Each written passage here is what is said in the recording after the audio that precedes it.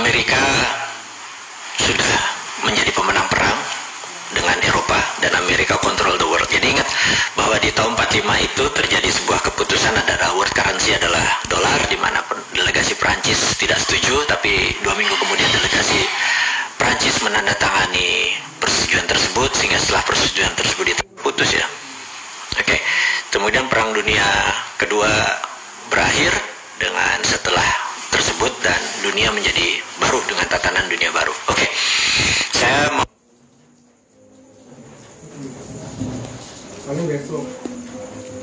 melompat lagi bahwa itu adalah cerita sejarah mundur dari zaman Templar sampai 1945, kemudian selama 70 tahun ya, sampai sekarang 75 tahun Amerika control the world, Amerika control the currencies, Amerika kontrol semuanya. Ingat, saya mau menceritakan bukan Amerika yang kontrol the world mengenai sistem pembayaran. Amerika memang memiliki dolar sebagai world currency, tetapi kita mau mengingatkan bahwa sistem pembayaran, payment system, payout system, transaksi dikuasai oleh globalis. Saya mau kasih contoh, dan berkali-kali cerita ini saya udah kasih contoh kepada teman-teman semua. Kalau saya punya uang, saya mau transfer $1.000 ke rekening Anda, sahabat semua, kita datang ke Bank Mandiri, saya ngisi formulir nama Anda, kemudian saya kasih $1.000-nya ke bank tersebut. Yang terjadi adalah bank tersebut clerk reconcile namanya, kasir tersebut akan memberikan notifikasi ke New York. Kemudian New York akan memberikan notifikasi ke kota kecil namanya Basel di Switzerland. Basel, B-A-S-E-L, Basel. Nah, Basel menyatakan good atau notifikasinya oke. Kemudian New York mendapatkan go ahead sign, kemudian New York memberikan Bank Mandiri bilang oke. Pada saat itu masuklah $1.000 tadi, dipotong fee. Fee Mandiri dapat, fee New York dapat, dan Basel dapat. Jadi saya mengingatkan bahwa Basel dimiliki oleh sebuah keluarga. Dan selama kita menggunakan dolar sebagai currency, sistem menggunakan sistem dia dapat benefit. Jadi itulah disebut the winner take all, dan mereka sudah menguasai ini selama ratusan tahun. Jadi ke depan bagaimana? Nah, ini yang saya mau menceritakan, apa visi 2030 ke depan disandingkan dengan teori konspirasi. Mudah-mudahan teman-teman jadi mendapatkan visi besarnya dulu. Sekali lagi, Anda boleh bilang ini halunya Bosman, Anda boleh ini bilang pendukung teori konspirasi, tapi saya cukup konsisten dengan 450 video yang kita buat, cukup konsisten. Jadi kalau ada orang nanya, gila ya, dia ngayal tiap hari selama 450 hari dan rencananya masih ada 550 hari ke depan. Saya bilang ya, memang timnya ada 7 orang dokter yang membuat ini semua. Jadi bukan seorang bosman ilmunya bodoh gitu, geblek begitu orangnya gitu kan, nggak ada pinter-pinternya. Cuman dikasih tahu, dikasih pinter, ya udah kita menjadi corongnya teman-teman gitu ya. Oke. Saya akan menceritakan apa yang bulan Maret lalu sebenarnya saya sudah ungkapkan, bahwa satu, apa itu visi 2030 dari kacamata globalis. Sekali lagi ya, dari kacamata globalis. Apa sih yang globalis mau? Gitu ya. Globalis ini musuhnya adalah nasionalis. Jadi dia anti orang-orang yang nasionalis dan patriotis. Gitu, dia anti. Jadi saat ini yang paling ontohot, yang paling borokokok adalah si Trump itu. Dia nasionalis, patriotis. Globalis nggak suka. Gitu ya. Siapa lagi globalis? Globalis adalah yang mengatur tatanan dunia baru, bukan country. Ini saya harus puter-puter teman-teman atau sahabat semua biar paham. Oke, kita lanjut. Apa visi 2030 untuk globalis? Visinya, dia ingin mengontrol currency.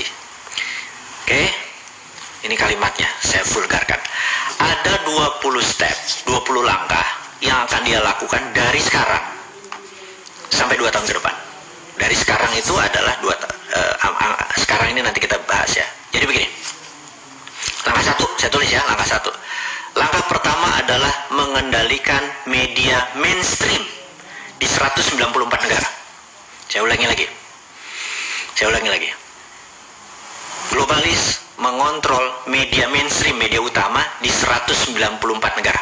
Gitu ya, Amerika, Indonesia, Tiongkok, nggak peduli dia. Pokoknya kontrol 194 negara, kontrol. Entah kontrol direct, indirect, payment, atau ada orang di dalam, terserah ya. Berapa lama melakukannya? We never know.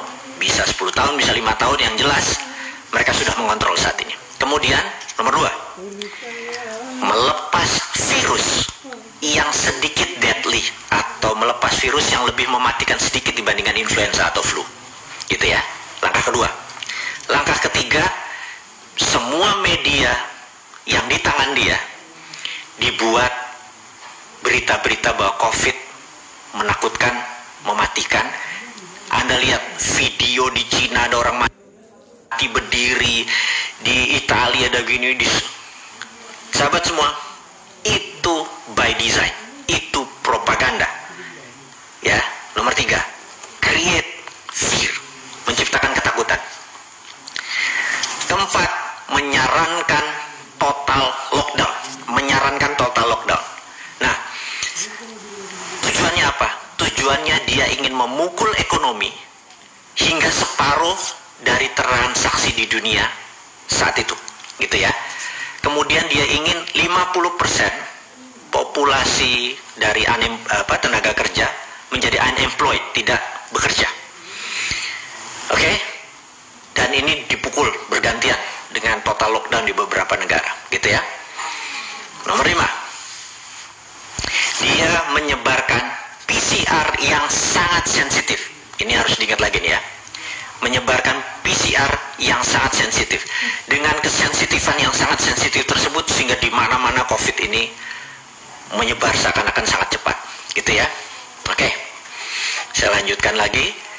Dan ini terus dipukul sampai November kemarin, yaitu karena tujuannya adalah political tool untuk memukul Trump. Jadi Trump menang atau Trump kalah, tugas COVID dalam political tool sudah selesai. Tapi tugas COVID sebagai pandemic, sebagai economic tool, sebagai biological tool, pandemic tool masih belum selesai. Sekali lagi, political tool sudah selesai. Nah, karena political tool sudah selesai, maka tugas COVID sudah berbeda nih ya, sekali lagi. Dan apa ini harus diingat. Maka tadi nomor 4 apa ya? Nomor 1, 2, 3. Ini saya skip ya. Oke. Setelah banyak lockdown, banyak pengangguran segala macam, nah ini yang paling penting.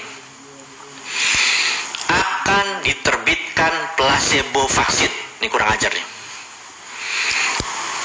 Placebo vaksin ini tingkat penyembuhannya mungkin hanya setengah orang yang punya antibodi. Jadi gini, orang yang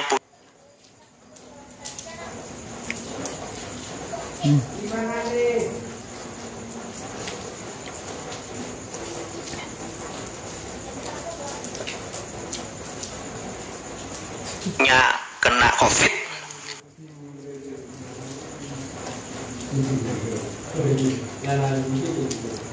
katakanlah dia OTG tanpa gejala, kemudian dia sembuh, tubuhnya sudah ada antibodi. Tapi mereka yang kena lebih severe, lebih parah, misalnya sampai dirawat, sampai perlu plasma atau sampai memerlukan itu, sembuh, maka antibodi dia lebih tinggi daripada yang OTG tadi. Nah,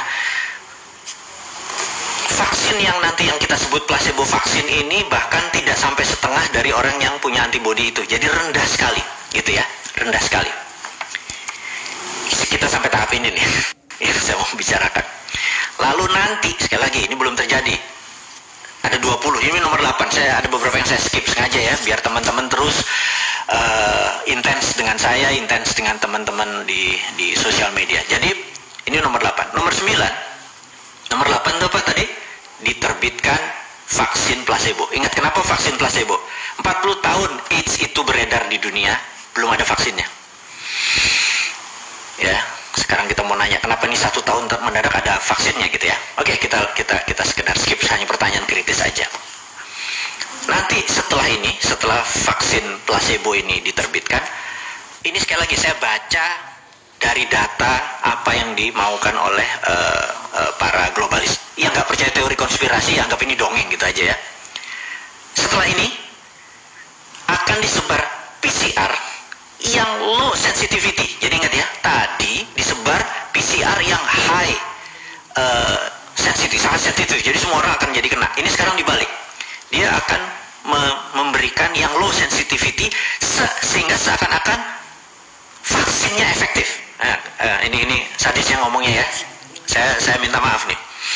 Jadi dengan ada PCR yang nanti disebar adalah low sensitivity, kesannya vaksin efektif. Oke. Ini apa efeknya? Efeknya manusia di seluruh dunia merasa vaksin, merasa sekali lagi, dan COVID terkalahkan.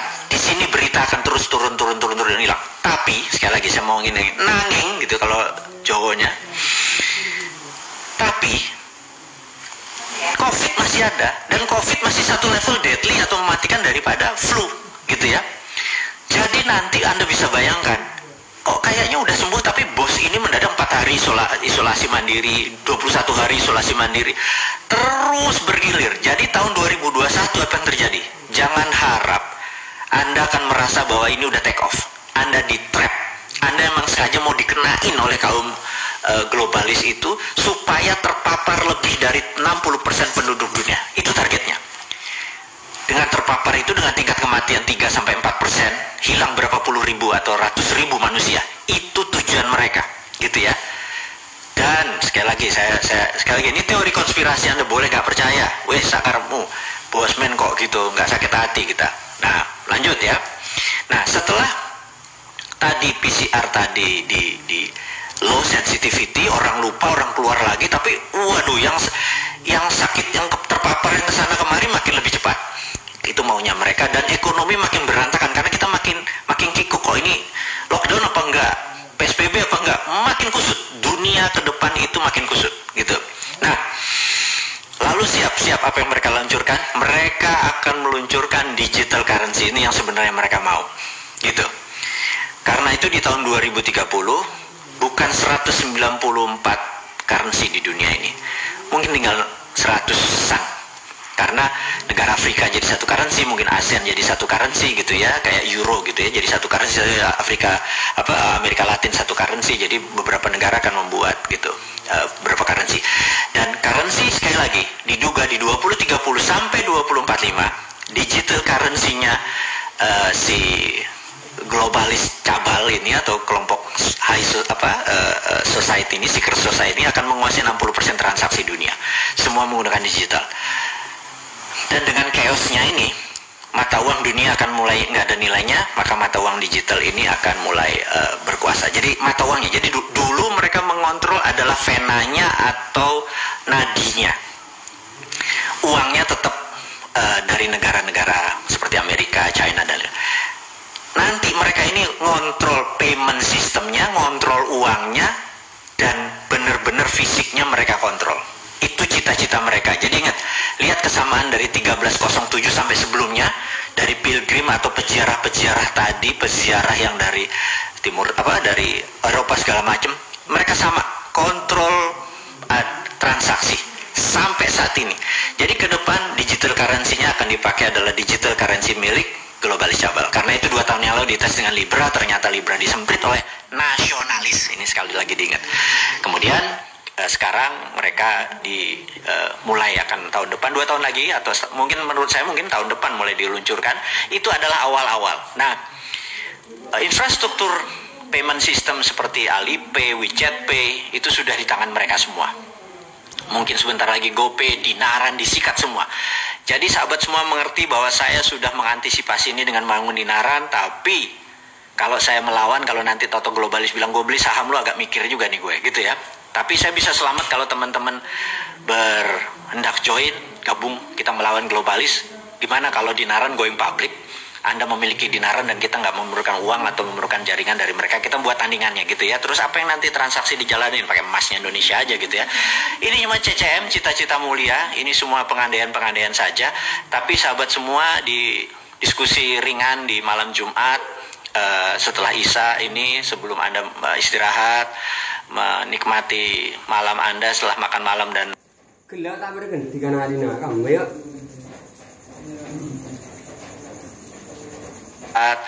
menikmati malam Anda setelah makan malam dan bergosip dengan bosman ini. COVID kan itu namanya COVID-19, 1 tahun kemudian tugas COVID supaya political tool selesai, ini sekedar saya sarikan. Kemudian selama 10 tahun ke depan mereka akan membuat digital, akan meluncurkan digital currency system di mana mereka akan menguasai dunia mungkin 2045. Dan sekali lagi teman-teman, saya sangat menyarankan untuk Anda mengenal dunia digital, karena di 2030 ada penguasanya adalah Suma Digital. Kita tahu bahwa perusahaan-perusahaan besar akan berbeda aturan mainnya. Nah, singkat cerita teman-teman, saya memiliki video 24 video berjudul Visi 2030. Seluruh yang dilakukan oleh globalis cabal tadi, saya sudah punya antisipasinya, gitu ya. Ini bukan bullshitter nih, saya punya antisipasinya. Jadi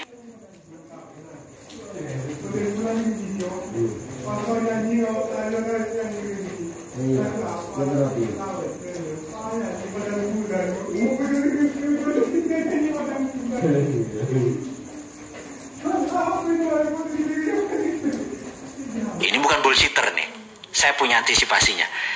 Jadi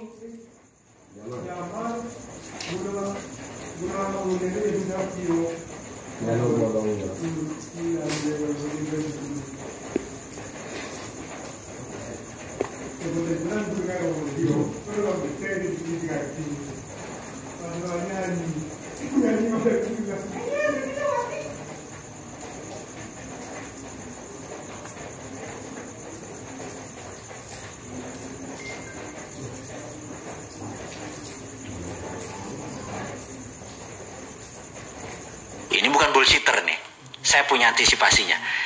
Jadi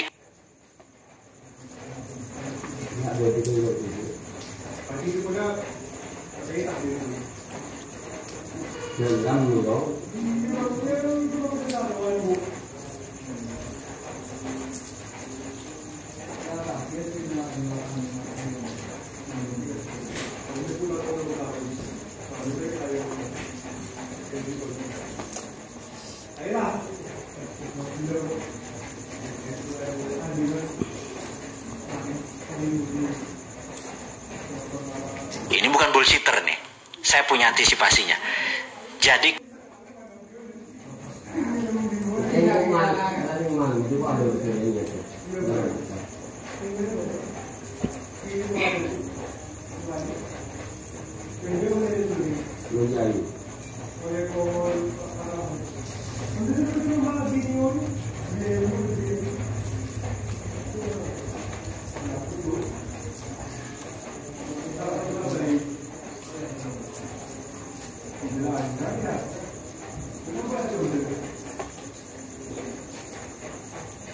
ini bukan bullshitter nih, saya punya antisipasinya.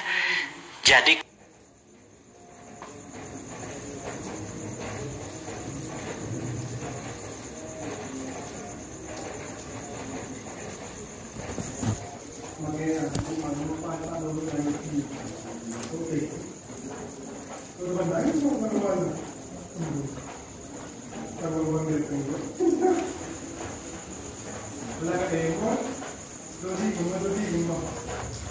counternya sudah punya. Kita ringkat, walaupun waktunya terbatas. Anda semua, Anda bisa mendengarkan ini semua. Kita sudah hampir 3 bulan nih baru ketemu sekarang. Terima kasih sekali lagi dimanapun Anda berada. Sukses buat Anda, jaga imunitas. Saya mohon diri, sehat selalu buat Anda semua. Assalamualaikum warahmatullahi wabarakatuh.